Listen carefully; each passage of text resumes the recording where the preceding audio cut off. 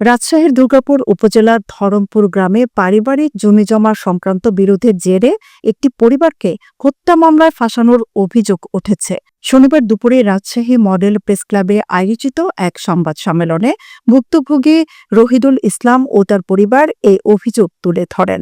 লিখিত বক্তব্যে রহিদুল জানান, গত ৭ আগস্ট রাজনৈতিক অস্থিরতার মাঝে এলাকাবাসীর সংঘর্ষে তার চাচাতো চাচা আব্দুস সোবান আহত হয়ে চিকিৎসাধীন অবস্থায় মারা যান।